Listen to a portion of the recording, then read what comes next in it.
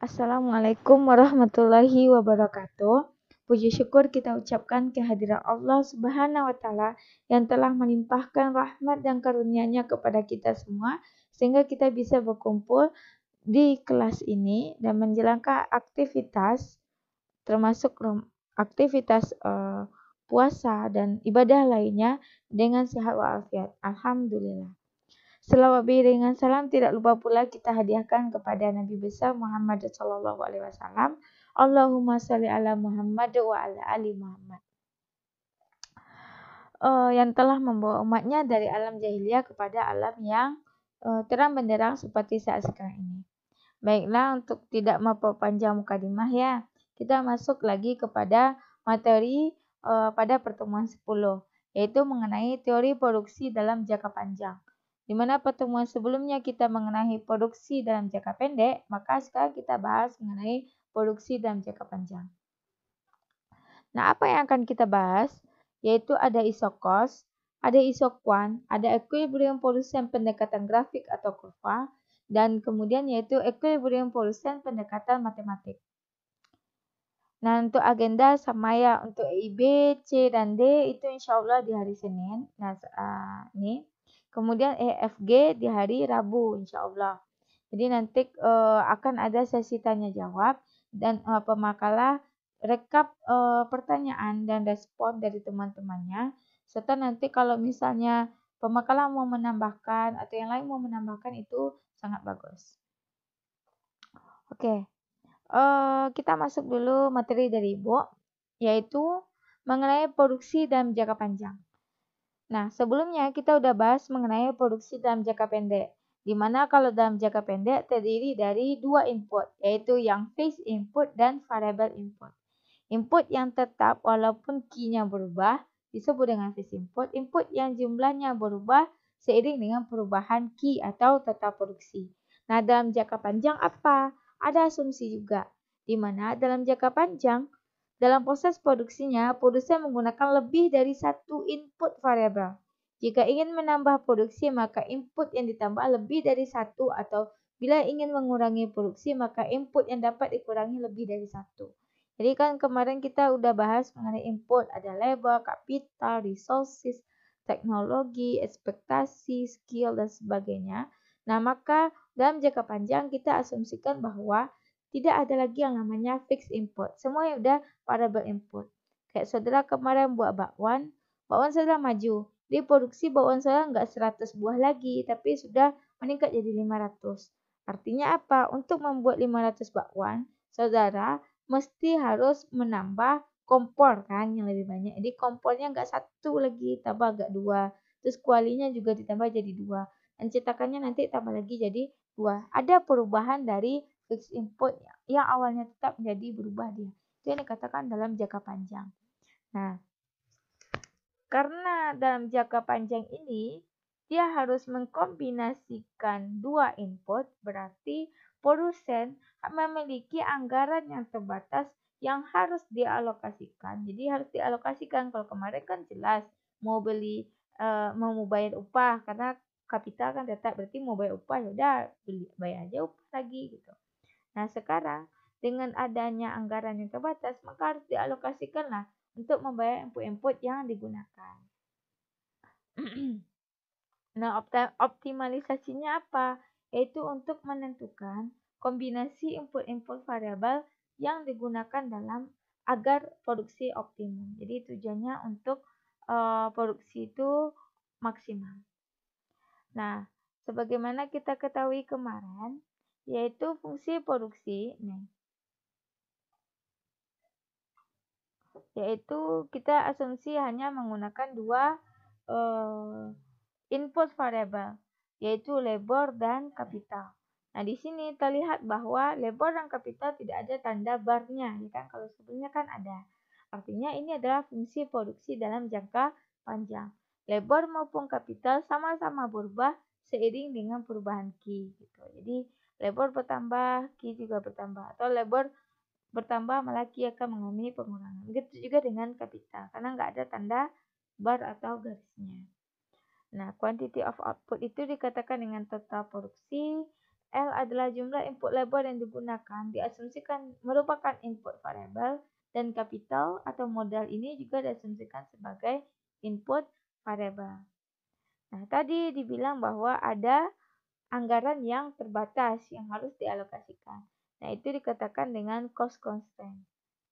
Disebut dengan kendala anggaran atau lebih tepatnya adalah kendala biaya ya. Kendala biaya. C-nya adalah total cost. Nah, ini C sama dengan WL tambah RK. C adalah total cost atau total biaya, yaitu biaya misalnya 10.000 nanti dialokasikan untuk bayar tenaga kerja dan bayar modal. Tenaga kerja dibayar dengan upah, sedangkan modal dibayar dengan tingkat suku bunga. Makanya W itu adalah wage, R itu adalah rate of interest. Optimalisasinya apa? Yaitu untuk menentukan kombinasi input variabel L dan K yang harus digunakan agar produksi optimum.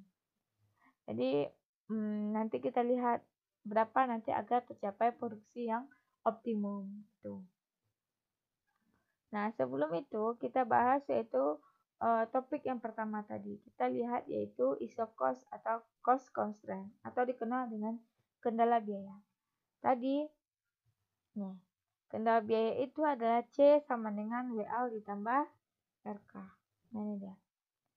Cost sama dengan upah dikali labor ditambah dengan tingkat suku bunga dikali dengan jumlah modal yang dipakai. Cost constraint ini nanti akan digambarkan dengan iso cost. Jadi dari kasus ini nanti bisa menggambarkan sebuah garis yang dikenal dengan nama iso cost. Kita lihat yaitu kasus 1. Yaitu ini kasus ya nomor. Dia ada satu produsen itu dia memproduksi di titik A dengan biaya 100. Biaya upah tenaga kerja yaitu 20, anggap aja ini dalam ribuannya 100 ribuan, 20 ribuan. Tenaga kerja yang digunakan adalah 0, suku bunga adalah 5%. Nah, berapa kapital? Berarti cari, substitusikan ke dalam persamaan ini. Berarti 20 kali 0, 0. Berarti 100 sama dengan 0 ditambah dengan 5K. Berarti berapa K? Berarti 100 dibagi dengan 5. Maka dapat 20. Yang B lagi. Yang B. Nih. Yaitu biayanya juga sama, yaitu 100. 100 dimana W dikali L. W dikali L. 20 dikali 1 yaitu 20. Berarti 100 dibagi 20 dapat 100 sama dengan 20 ditambah dengan 5 dari K. Berarti pindah ruaskan dia 100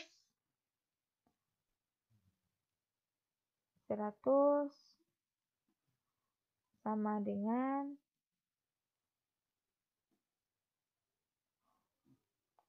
20 ditambah 5 K. Berarti nanti kita dapat 100 kurang 20 dapat 80. 80 sama dengan 5K. Berarti K berapa? Ini dia. K sama dengan 80 per 5 yaitu 16 gitu. Ya, kita hapus dulu. Biar enggak. Jadi caranya itu adalah C sama dengan WL ditambah RK. Begitu seterusnya nanti maka kita akan memperoleh nilai dari K. Nah ini nanti kita akan dapat nilai dari K dengan kita substitusikan nilai yang ada dari persamaan cost constraint ini. Kalau kita buat gambarnya, apa yang terjadi? Nah nih, kasus A ini tadi tenaga kerja nih. Labor itu disumbu X, kapital itu disumbu Y. Maka kalau L-nya sama dengan 0, K sama dengan substitusikan kedua garis ini ke gambar.